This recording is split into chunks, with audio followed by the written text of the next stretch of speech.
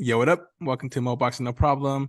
I'm Jose Moreno Jr. I'm joined tonight by my co-host Seek, and we got a special guest with us today. We got bare knuckle boxer Tai Emery. How's it going, Tai? G'day, guys. Thanks for having me on the show, No and thanks for problem. figuring out timelines. It's morning time here over in Thailand, so I think you guys are at night. Yeah, Yeah, it's get into it. 6 p.m. 6 p.m. and I know Awesome. it's 9 a.m. with you, so thank you for making it work out all the way from Thailand. Yeah, of course. First question we got for you is how did you get into combat sports? So I think I've always kind of liked combat sports, and when I first got into the LFL, which was Legends Football League, this was over in Australia, I noticed that in the training we never had any like rough contact, which just kind of blew my mind, that we were going into a collision sport, but we weren't allowed to tackle each other at 100%. And I grew up playing rugby. So to me, I just kind of laughed that off. I'm like, we're playing on TV and we're not tackling each other at training. I've got to go. So I ended up finding it was Game Bread over in Brisbane. That was Brendan O'Reilly. He was, I think, UFC contender sort of thing. Great gym over there. And I just started doing like wrestling just so I could get some sort of physicality. A lot of the girls, like, it's not a weight class, you're getting chosen for set positions. So I guess I took like a rugby style mixed with using like the leverage of like wrestling to get like the big mamas down.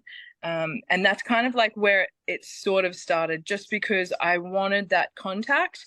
And then I was a linebacker and I started watching people box and I thought, oh my gosh, this is just like line hand drills. And then I started figuring, I'm like, but if I can box, then being a linebacker would be nothing, because the boxing game is so much shorter. We're Mhm. so much closer together. Everything has to be tighter.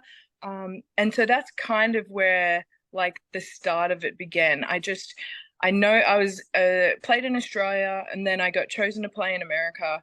So obviously I continued my own sort of training. I was over at Extreme Couture in Vegas, at ATT, up in Atlanta, or down in Atlanta in the South. And yeah, I just kind of kept going from there. When I was training at one of the strength and conditioning places in Vegas, it was Misha Tate and I think Brian Caraway at the time. They were in. I didn't know who she was. Obviously, once I learned who she was, I knew who she was. She was going for the belt. But people look different in real life, especially when you're training. And for me, I was just like, oh yeah, sizing her up. I was like, excellent. We've got one girl we've got to try and beat in the class. And I noticed everyone was kind of like really shying away. So I was getting really pissed because I don't know. I was just remember getting super pissed, thinking like, get out of my lane, guys. Like this, stop. Somebody is scared of this woman, so I'm going to go right beside her and compete.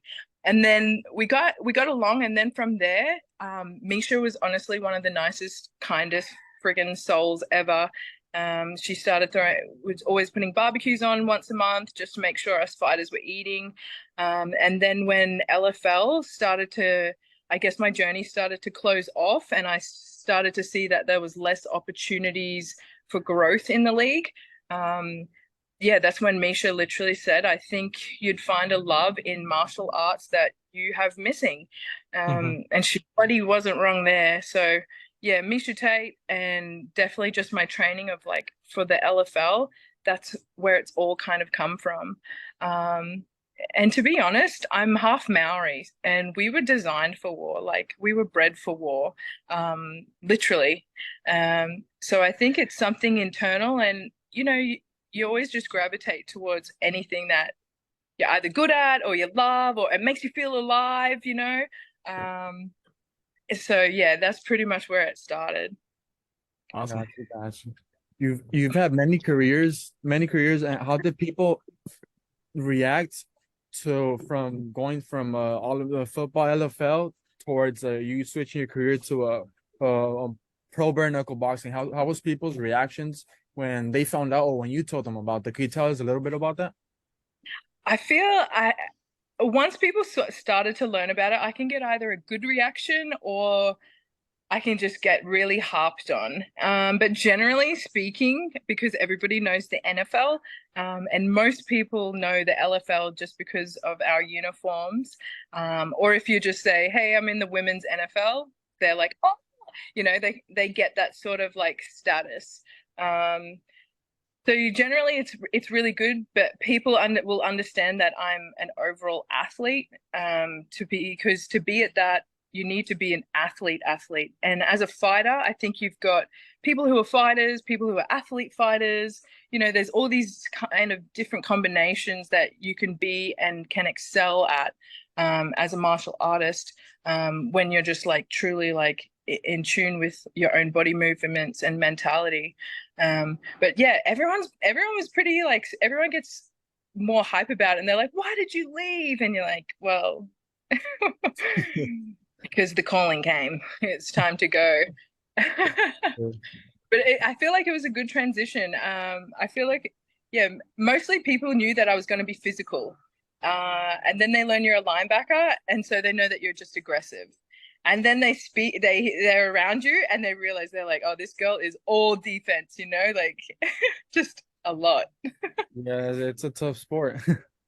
Yeah. I think, to be honest, I think the biggest thing that people get shocked over is that I've actually got a brain, and I'm an electrician and thermographer. So when I was transitioning from that into sport, I think that's when people kind of started to, flip the switch. Or even as an electrician, I'd rock up to a job site and I'm like, "Hey, how you going? I'm here to fix blah, blah, blah." And people would laugh and slam the door. And that's when I was just an electrician and a model. So for me, I've worn so many hats. I've done literally a fair few careers, and they definitely all help now. But yeah, I've kind of like been laughed at. Not, I feel like I think it's a shock factor. I don't want to believe that I'm getting laughed at. It's just a shock factor. Yeah. Yeah, which is good. It's good for me. I think it'd be nice, like in the future. I always see on the news, they're like, "Oh, Nate Diaz is the crossover double champ of this sport," and I kind of sit there and I'm like, "Hey, I I'm was over an here. all-star. I'm Hey, over here too, But I'm like, it's fine. I understand. We've just gotten out of the kitchen. Like, baby steps, guys. right. Baby steps. And Tai, as you mentioned, fighting has been in your DNA. So, how were your emotions heading into your bare knuckle fighting championship debut? A fight that you ended up winning by knockout. Oh my, I can't. Oh, I just got even goosebumps. I just got goosebumps even thinking about it. Yeah, it's in the DNA, and to be honest, like I just felt so at home. Like from my debut, I just worked hard every day. I kept my head down. I stayed out of the drama.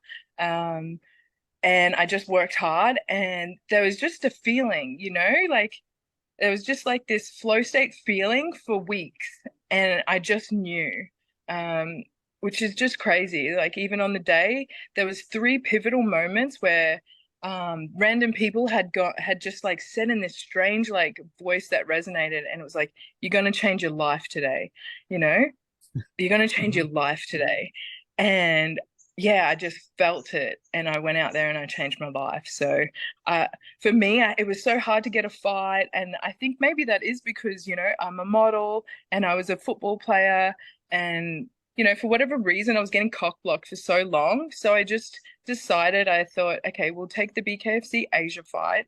We're going to smash this debut, and we're going to make sure that every single person around the world sees me and they can't deny it.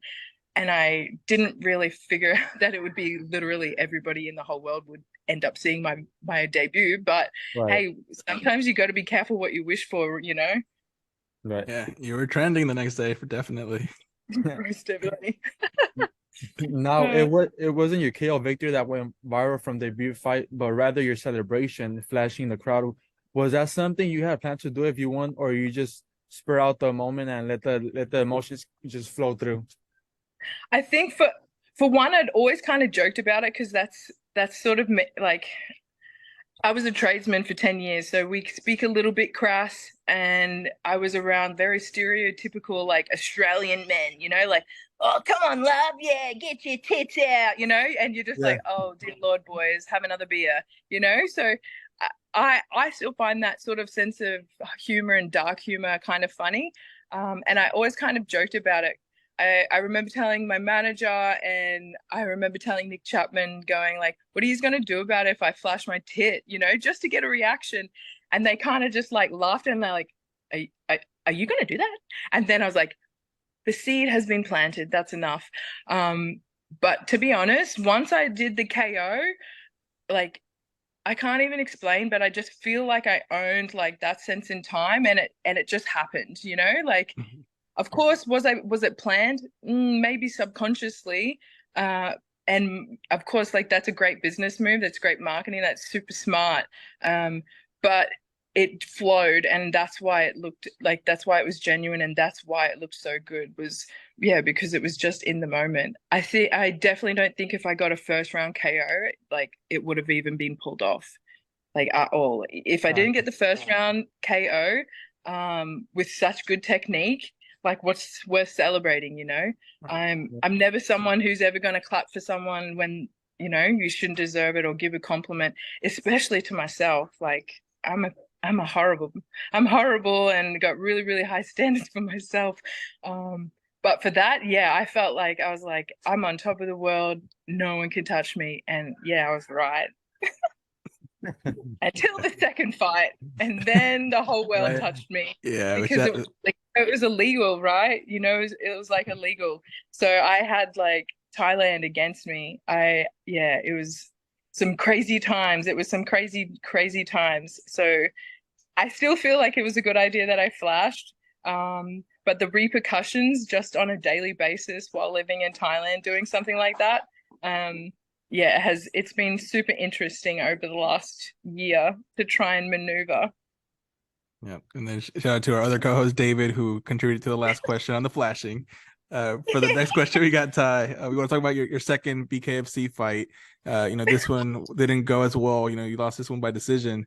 What can you tell us about that fight, and what did you learn from that loss? Okay, hugely. I learned from that loss that I need a team. I need to be protected. I need the correct corner. I need a gym that actually cares about me during the camp, as well as a gym that would actually turn up to corner me. I think the corner is a huge thing. Having them understand what those judges on the night care about. Because by BKFC American rules, I actually won, because it goes off the aggressor. And as we saw, Poe's back was always down. She was clinching for 15 seconds, which it's only a 3-second clinch rule. And I'm sorry, but if somebody's holding on for dear life, that means they don't want to get punched. And this is BKFC. This isn't Muay Thai. This isn't MMA. This is BKFC. We want blood. We want action. So being the aggressor, and with always forward pressure, it was called by David that I'd still won, but we're in Thailand, so if it's not a KO, you're not winning. But for me, I really learned, I winged I did the first one just by having one solid human who rocked up every day to hold pads for me 2 times a day. But I really learned that I need a team, especially because I want to start taking over.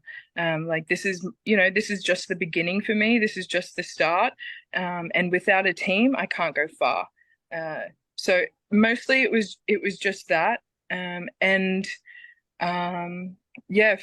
think after that's when I found out I had a ruptured implant, because I felt like I was poisoned on the night. So I had a blood test 2 days after, because that happens a lot here in Thailand. And it proved that I had the white blood cell count of someone on their deathbed.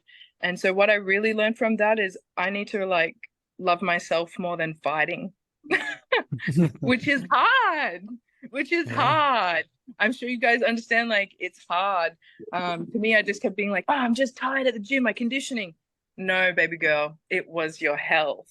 So a million lessons And I know it had to be literally on a world stage, or else I'm just so stubborn, you know.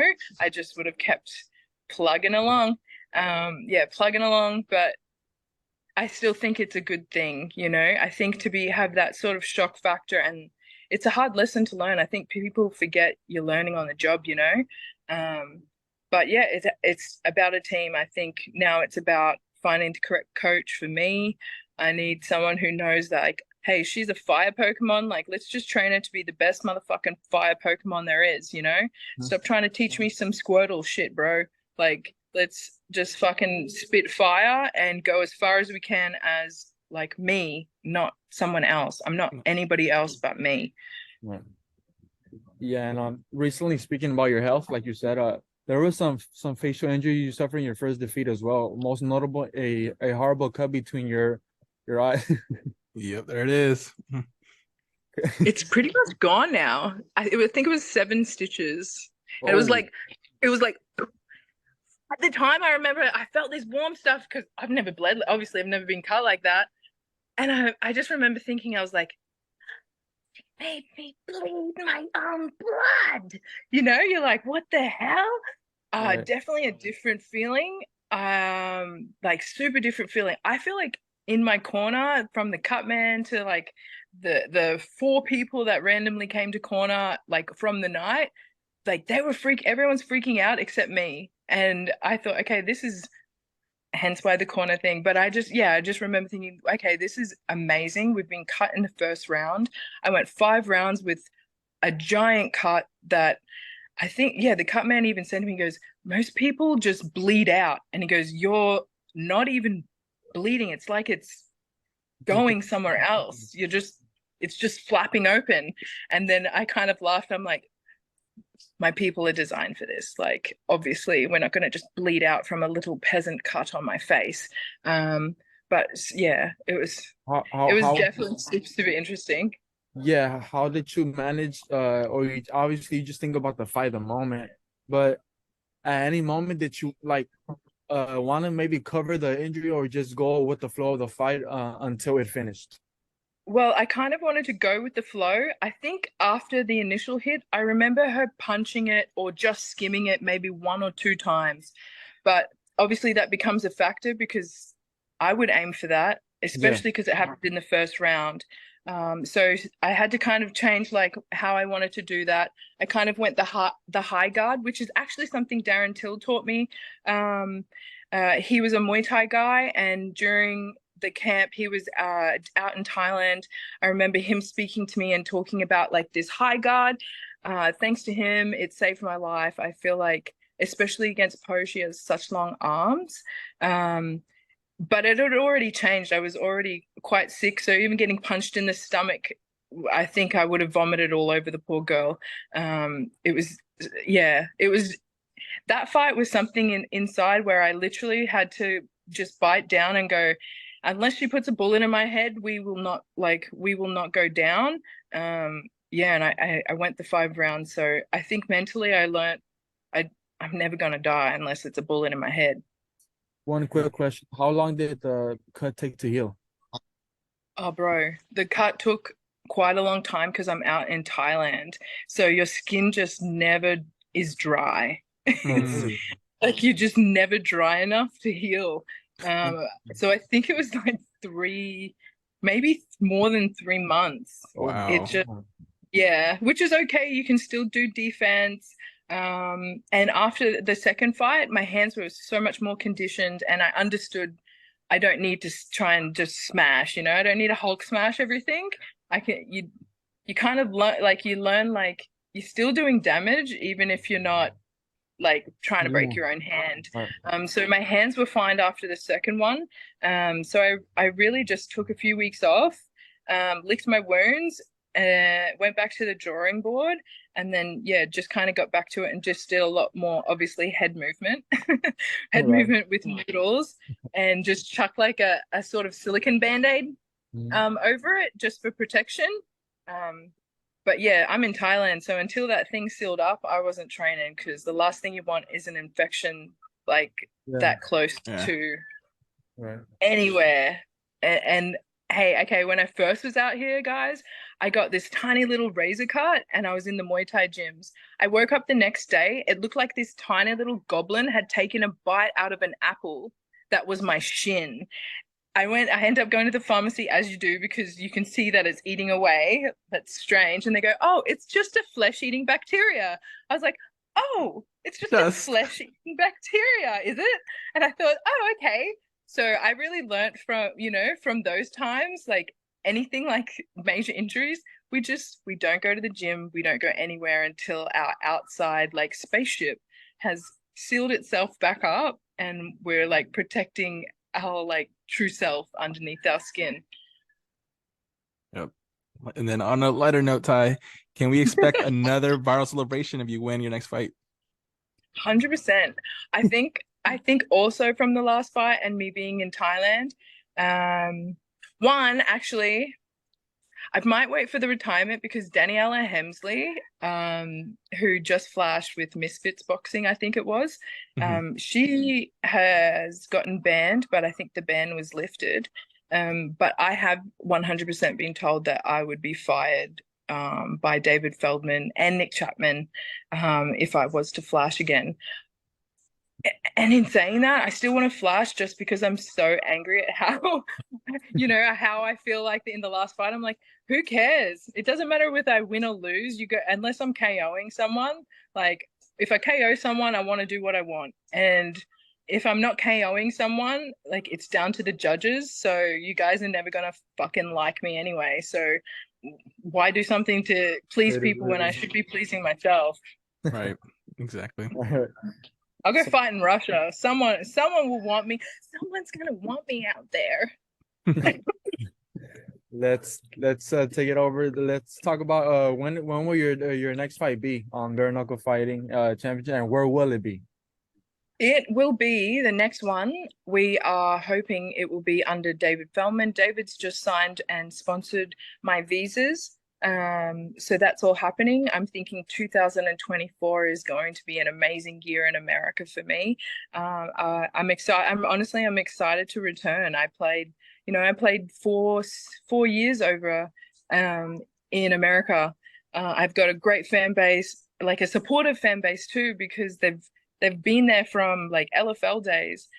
So even for them, they still get blasted. They're like, you're fighting now. And, some are like, we knew it. We knew you had it in you, So I think it'll be cool to have a heap of football fans cross over and start to watch something just because of me, and then potentially start loving fighting.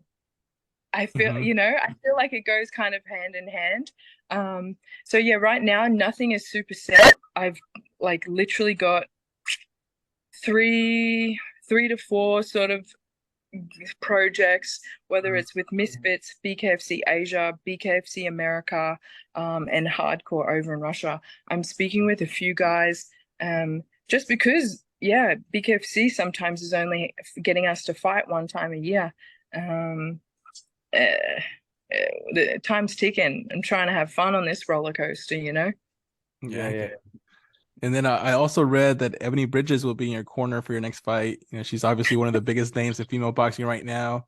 What does it mean to have, Ebony support? To be honest, so my last fight when I was going to be fighting on the BKFC leads, and what happened to me in Thailand on my last BKFC fight, and just how things were mistreated. Like, I think people forget I'm a human and I've got giant emotions. I've like giant emotions. So I hit up Ebony and I literally said, hey, I don't think I can do this unless I have an Australian support. If you can corner me, I'm going to do this fight. If you can't corner me, like, not that, no pressure on her, but I just know like where I'm at mentally. I would be in the ring and I would just be like, okay, it's all over again, So to have Ebony, like, especially because we're both Aussie, we've actually got pretty similar personalities. If I was a blonde, big boobed girl, I'd definitely hope that I would transform into an Ebony Bridges body. But I think I would just be, I don't know, you'd be sitting there like, just, so yeah, honestly, to have like Ebony want to help corner me, I hear women's voices better in the corner.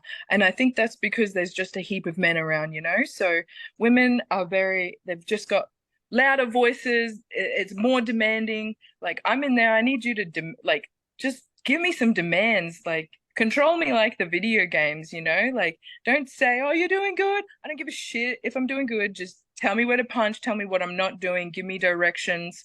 And Ebony's been cornering a few people, and she's got a great record with cornering. But yeah, I feel so super like.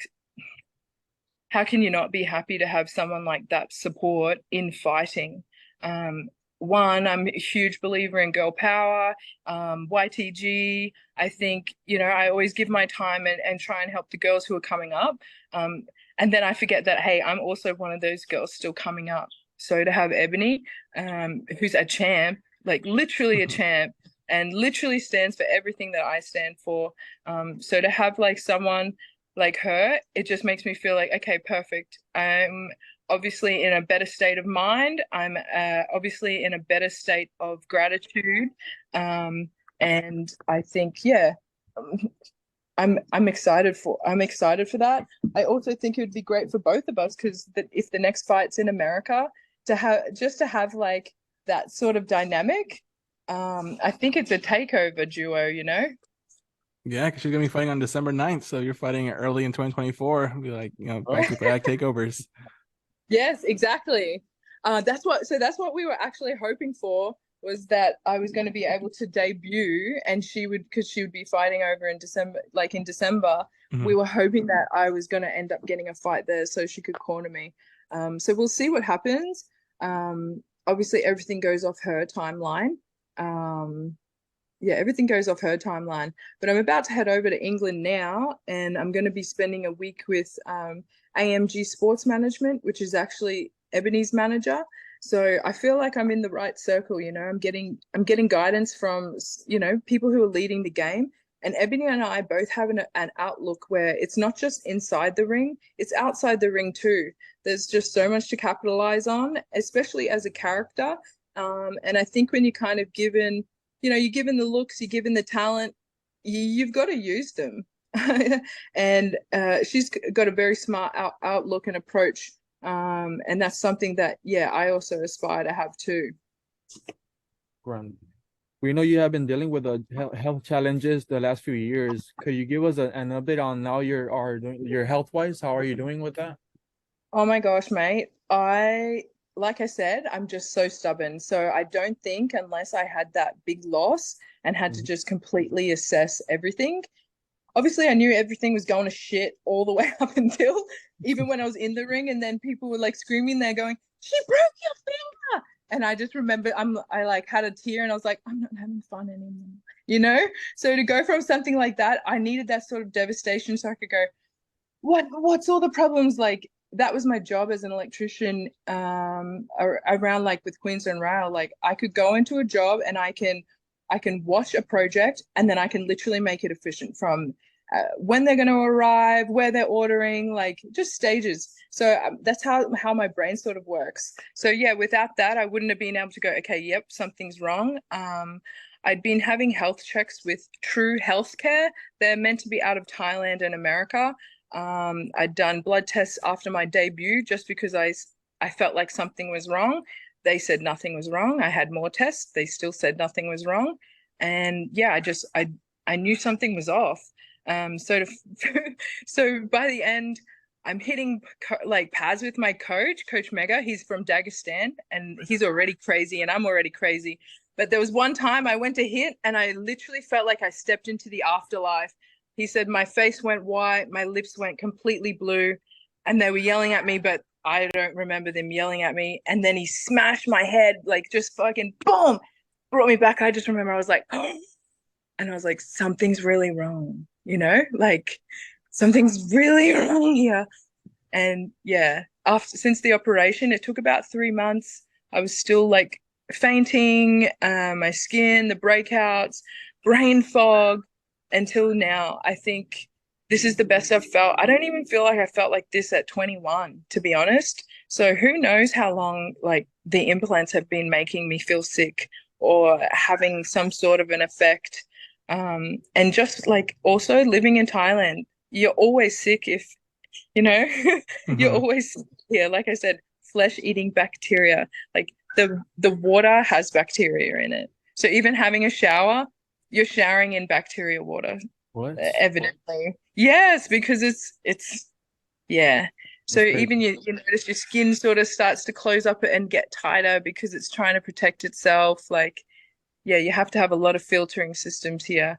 Um, but yeah, I'm excited. I've just finally got back to doing 2-a-days. It's been a really long journey.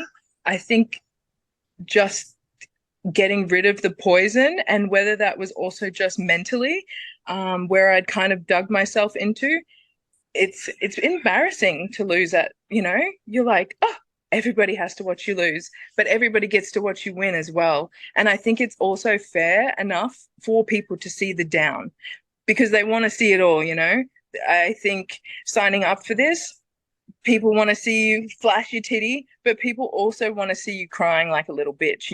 Like they want to see everything, and they deserve to see everything because, yeah, that's what we sign up for. Like the fans deserve to see all parts, not just what some people may want to put on show. Um, but to be honest, yeah, it's been a really long road to get back. Just even mentally thinking, oh, maybe I just sucked. You're like, maybe I did just suck. But to get back into training now, yeah, my brain is working. So it's just, yeah, it's like a whole new lease on life. I think, yeah, health is wealth. So thanks to Joe Rogan for shouting me out. I actually tried to get my fake titty, the left one that I flashed. As I was going under and they're putting me in the operation. Now remember, it was emergency surgery. My last words, I was like, I need my implant to send to Joe Rogan. And then I remember kind of going out and they threw it out. So I was pretty upset. But yeah, I've got to thank him. Without that, I used a lot of my money to figure out like what was happening. And yeah, I'm a brand new little baby. So yeah, health is wealth and you really can't take that away. Gotcha. Good to hear. And we saw recently an MMA fighter in Francis Ngannou make his pro debut and challenge a boxing world champion in Tyson Fury. Do you foresee pro boxing being in your future for the right opponent and right price? 100%. I think for one, I'm bare knuckle, and that's definitely my playground because I'm coming from football. I've got people who have years of technique. So I'm still catching up. I think I've done pretty good considering I made it pro within the 3-year mark, the 3 to 4 year mark, which is what I predicted because it takes about 4 years. We have 4-year apprenticeship. I had a 4-year apprenticeship and then you're on the job. So that's Mhm. pretty much how I've like approached this. And BKFC, you take away the gloves and it's a whole new game. Like, do I have bigger balls than you? Motherfucker, of course I do. I know I got big balls. Like, where you at? Do Mhm. I want to die? Do you want to die? Because I'm okay to die out here because that's honorable in my genetics and in my bloodline. Like, is it honorable for you guys to die on your sword? I take in a lot of those factors. I think about like all of that sort of stuff. Um, but the biggest thing, I think eventually I'm going to have that, Pinocchio syndrome where I'm like, but I'm a real boy, I'm a real martial artist. Mhm. And people aren't taking like BKFC as serious. So I think putting on the gloves and having the correct challenge will show people that, over time, like I just needed the years to catch up to prove to people. And I think putting on the gloves, hey, BKFC is a fight and is blood. Now, when we put on gloves, we're it's a game, correct? Mhm. Because with certain things to play the game, you need gloves. So putting on the gloves makes it an art, and shows more of a discipline. And I think that's how you can show people that, one, yes, I'm a bare knuckle boxer who can also box. Um, I feel like my heart is definitely a bare knuckle boxer. I just feel it. I feel that in my blood. I feel it in my soul. But yeah, I would like to show and that I'm also have been learning the art every day, 2 times a day. That I love. Yeah, I love boxing. I love boxing. So yeah, I love boxing a lot. You guys love boxing too, so you can tell because I'm like, I don't know what else to say. I love boxing. I love Lamp. Like I try to hang out with normies, and I'm like, oh, didn't even know Francis Ngannou fought Tyson Fury. I've got to go. Sorry, Yeah. guys. We should have the clip of Canelo after his last fight. So he said, like, I fucking love boxing or something like that. So freaking much. Yeah. Yeah. Oh well. Let I me don't care if people are bored. You just got to find the right people who are obsessed with the same stuff. right. Exactly. Yeah. I'm asking you an interesting question here. What would be your dream venue to headline one day? Oh my gosh. Man, I feel like there's so many. And to be honest, I have to figure out a new one because I got to tick that off. I wanted to play football. I wanted to play LFL in one of the stadiums was the Coliseum. Oh, it was the Coliseum in LA. What school was it? It's They had the Olympics there twice. USC, if I'm not mistaken. Yes, USC. And then when they told us we were playing there, I just remember I was like, because growing up, I wanted to be a sprinter. I thought I'm going to be 100-meter sprinter. That's what I'm going to be. Like I Yeah. wrote poems about sprinting. Like I was just a really passionate kid. So yeah, when I got to play there, they lit the torch for us to have the anthem. They lit where they had the Olympic torch. So for me, that was like my dream venue. And yeah, I definitely like shed a tear. Everyone knew I was just it was, you could just feel the energy. You've got 2 Olympic Games. That's how many hundreds of fucking athletes. That's how many stories, like I can feel that stuff. People can feel that stuff. Yeah. So that was actually my dream venue and I got it. So I think now I've got to set my sights. I don't want to say like, oh, Madison Square Garden, oh, the new dome in Las Vegas. Like, I don't know yet. I'll have to think about that one. That's a good one. The Coliseum, I actually live about like 20-30 minutes away from there. I live here in LA. Oh, really? Yeah. Oh, no way. Yeah, I live here in LA. Nice. Yeah. Oh, nice. Oh, yeah, I know where you are. People probably be paying you for parking just to get to all Sometimes it's like that, man. Yeah, But it is. it's the traffic over here is hectic, but yeah, when it's a game day, oh my God, so many Oh people my everywhere. gosh. Yeah, It's see you hectic. later, LA. I lasted 3 weeks in LA because I played for LA Temptation.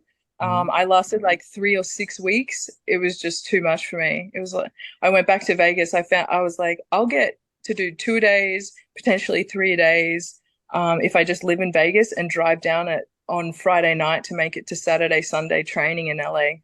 It was just Traffic. yeah. LA, Yeah. you guys are a different breed. I'm not built for that jungle, like I'm from Australia where I go pigging and I'm wearing a flannel and a cap and I still I dress like this. Have a look at me. And in LA, the girls were just like, Tai, we're going to party with Justin Bieber. And I was like, we got a game tomorrow, right? And they're like, it's Justin Bieber. And I'm like, it's our finals. And they're like, okay, bye. I'm like, okay, I definitely don't fit in here because, hey, guess what? Fuck you, Justin Bieber. You ruined my finals. Oh man. Now just stay kind of on a similar wavelength with the dreams. Is there like a dream opponent or fighter you want to share the ring with one day? My dream opponent originally was Paige, just because for me, I really felt like it was time for her to pass over the torch. I messaged David and I said, hey, look, I want this fight in London. She's your hot bitch now. And I said, I'm going to be your hot bitch for the future. And guess what? I'm way more violent than her. So that was my dream fight. I think that's every girl's like dream fight. And yeah, I guess the big dream fight now would obviously be Christine Ferrier, really, wouldn't it? Because that's for the belt. So yeah, get the ranking up. I think I just saw I'm ranked 5 in our division in the world, which is pretty cool. So yeah, if I can boost that ranking, then there's no way that they can kind of deny that sort of fight because that's why there's a ranking and a seeded system. So we'll see.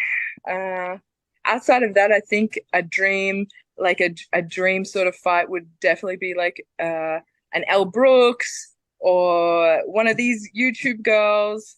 Probably not Elle because I work with her boyfriend. So maybe just for business sense, we'll say like along those lines, just one of the hot influencer girls. I think that could kind of be like even it up, you know, because I'm coming from bare knuckle and they've been doing strict boxing. I think like as a potential first boxing fight, that could kind of be like a good matchup to even it.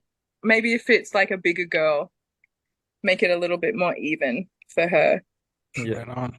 Let me ask you this next question. Let me pick your brains a little bit here. Who is the Okay. hardest puncher? Who is the hardest puncher you've ever been with, sparring or in a pro fight?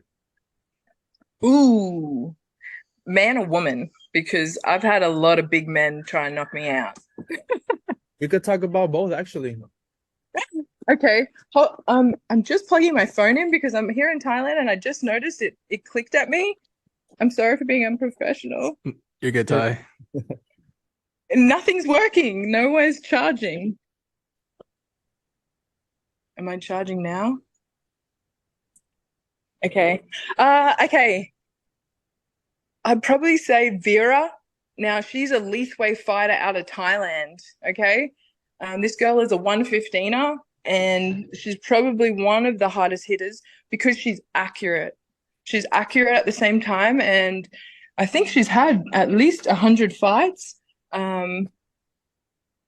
Okay, we're not charging. Sorry, guys. Okay, here we go. Sorry. Yeah, I'd say Vera. She's like I said, lethwei. Do you guys know what lethwei is? Where they put the ropes? Okay, so they put these ropes, wrap them around people's hands all the way to cover their knuckles, and they're fighting with essentially just giant roped hands. So that's a heavy. She's used to getting hit like really heavy, but it was more because she was accurate with that timing. And I think especially because when I'm stepping into it, if someone can time it when I'm stepping into it, I'm also essentially knocking myself out too. So I felt like pound for pound, can I hit harder than her? Of course, I'm bigger than her. But like her timing and she's got just the heart of a warrior. So I'd definitely got to say Vero. For men, there's actually this guy who's in BKFC. I forget his name. Probably shouldn't give him clout anyway. But we were at ATT under the lemurs and there was a promotion. They'd come, they're scouting. So everyone's like on display. Everyone's like walking around like a dog with two dicks. And I remember this guy I think he was using steroids at the time. And I just remember he just landed this giant overhand two on my face. And I remember just sitting back and just looking at him and him looking at me and then me looking at him and then him going, you should be knocked out right now. And I remember being like, yeah, I thought that. Like, I just remember thinking, what the fuck? Why is a man trying to knock me out in front of like promoters? Yeah. No one's going to care. Would they? Like, No. No one's going to. Bro, you knocked a girl out. Get out of here. Get out of here. The hell? I feel like that. Yeah, I haven't been super, super rocked in a long time. Just because, people can punch my face. And this isn't.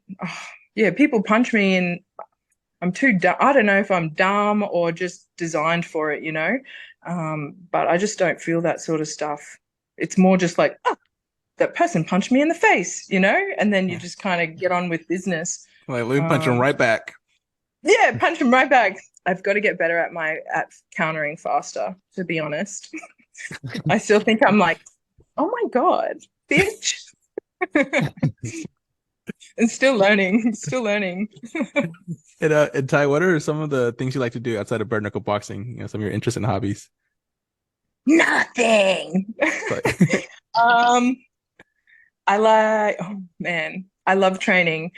I love training. I love the process. I love listening to podcasts about fighting. I guess I enjoy like learning about biology, psychology, but to be honest, all of those interests still come down to like efficiency of like the human body and human movements, which still leads back to being able to perform better. So I'm kind of like that type of person. I enjoy going to the beach and tanning. I don't believe in tan lines, and that's probably yeah. That and hanging with my dog, bro. Like he's the coolest little homie. I suggest everyone get a best friend, and the best friend is a dog. You know. No doubt. Gotcha. What is the best piece of advice you want to give to someone that wants to get into boxing and making a career out of bare knuckle boxing?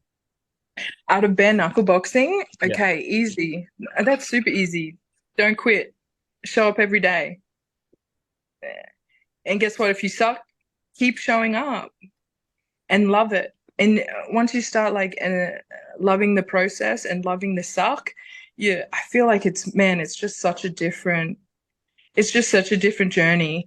In saying that, like there's highs and lows, we're all human. But I think it that's where discipline kind of kicks in. Like if your discipline is there and your self like motivation, like even when you're on that downward dip, you learn something. Like sometimes on my worst like emotional days, I like have just like these major breakthroughs. And I think that just comes down to like different mental aspects. You're even looking at a problem differently. You know, even if you were thinking you were negative, you're still like trying to problem solve, get back to being positive. So maybe like that whole just different outlook like helps you to just pick up something new. So that's honestly anyone like, hey, if I can do it, like you can do it. Like we can all actually do it. We're all born the same baby, you know. We're all born a baby, and I do believe it's choices from ourself. I think, yes, environment and emotional and like you know, friends and your environment, like 100% it affects you. But at the end of the day, it's you. Um, so yeah, if you want to be a bare knuckle boxer, just don't quit, grow some big balls and get in there and don't be afraid to look stupid. Don't be afraid to be like what people care, you know. Everyone started as a beginner. Right. 100%. And final question we got for you, Ty. It's not really a question. It's more so opening up the floor. What's the message you want to send to your fans supporters? Oh my gosh. I want to say thank you. I went to the BKFC on the weekend. I probably needed it's the first time I kind of have made face since I've had my operation and getting and fit. And to be honest, I bloody love I love you all, bitches. They're so kind, they're so supportive. Hell, they've even got knowledge on me that I'm like, damn, I don't even know that about me, but I know it's true because it's written somewhere.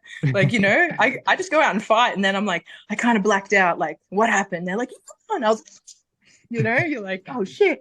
They're like, in the second round, you dipped on this. And I was like, oh, I wish I remembered that, but I'm not a quarterback. The quarterbacks and the O line remembered like everything like that. And yeah, I'm just very animalistic, but I want to say, yeah, thanks to my fans. Thanks for loving my crazy.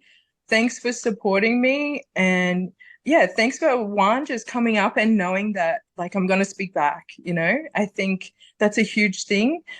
We should be approachable. Like I said, like we sign up for this and we should be giving. I think the more we kind of give, like you feel it returns in its own way. But yeah, I want to thank my fans. Yeah, they're awesome.